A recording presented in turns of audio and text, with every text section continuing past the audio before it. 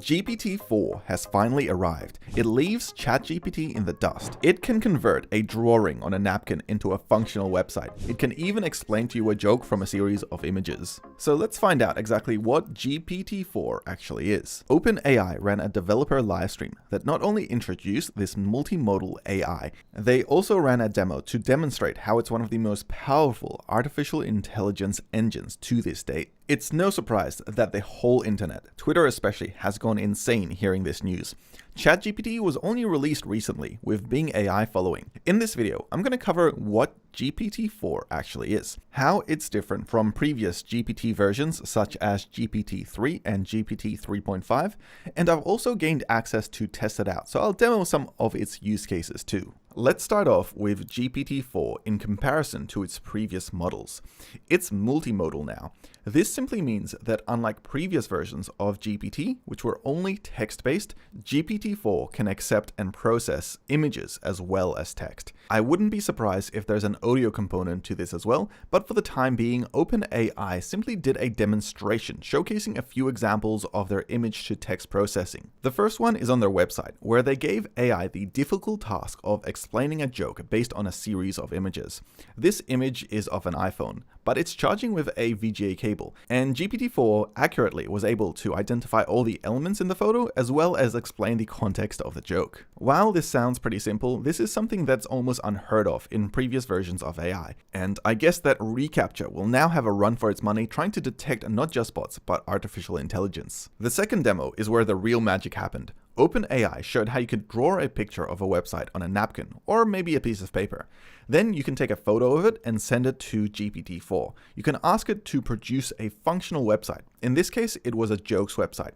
In just 10 to 20 seconds, GPT-4 produced all the HTML, CSS, and JavaScript code to reproduce the website, and then it was copy-pasted into an editor and showcased as a functional product. As a developer, I have to say I'm very impressed with this. This is something not very easily done, and I've seen some really cool examples already on Twitter, like Petrio, who was able to create the game Pong within 60 seconds of using GPT-4. OpenAI have also showcased some of the companies that are already working with them to be able to use GPT-4 in their products.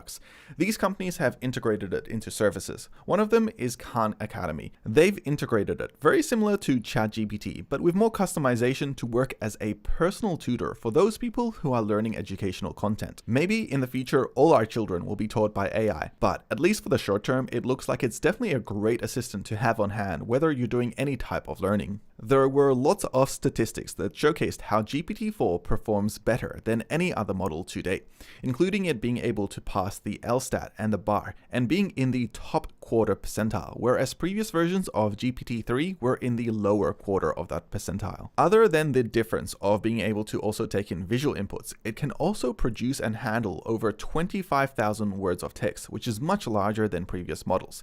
It's also much more creative, being able to edit as well as modify and iterate over technical tasks and writing tasks way more accurately than previous models as well. As an example, you could ask ChatGPT or GPT-3 to summarize Cinderella, and while it could do so, it wouldn't be able to do complex tasks such as being able to summarize it, where every sentence of each word begins with the next letter of the alphabet, A to Z. This is a much more complex task, and yet GPT-4 can do this quite easily. GPT-4 also surpasses ChatGPT in advanced reasoning capabilities. This means that if you're trying to book an appointment between two people's calendars with different availabilities, GPT-4 can better reason and figure out a time that works for both of them. It's also safer and less prone to making errors. OpenAI said that they spent 6 months making sure that GPT-4 is 82% less likely to create requests for disallowed content and 40% less likely to produce fake news, or at least factually inaccurate responses. If you're interested in using it right now, you can do so on ChatGPT+, which is the paid version of ChatGPT,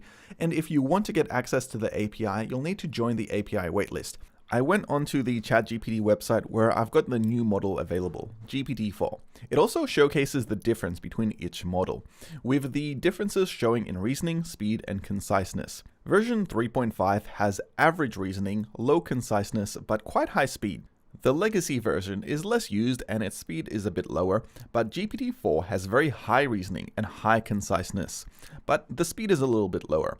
I'd say it's because it's still being pushed out, so it's currently limited to 100 messages every 4 hours. I first asked it to showcase 3 different things that ChatGPT4 can do that ChatGPT3 couldn't. It technically is still trained on the same data all the way up to September 2011. And what I found surprising is that it still thinks it's a version of GPT-3, which maybe it was trained against. But it did have the correct answers, which means that it is better at comprehension and understanding, it is better at reasoning, and it's also better as a language model, supporting more languages more accurately as well. In my last video, I tricked ChatGPT into thinking 9 plus 10 is actually equal to 20 and not 19. I tried to apply this same trick to GPT-4, but it didn't work, which means that technically speaking, it gave the correct answer consistently each time I tried to trick it. The API is not quite available yet. I've applied for the waitlist and hopefully I'll be accepted soon, and I'll showcase how you can use it for your own business, as well as replacing ChatGPT 3.5 in the future. With GPT-4 being better almost across the board in all instances, it'll be interesting to see what happens to the old version of GPT 3.5 now that we have this available. I hope you guys enjoyed this video. If you did, don't forget to hit like and subscribe.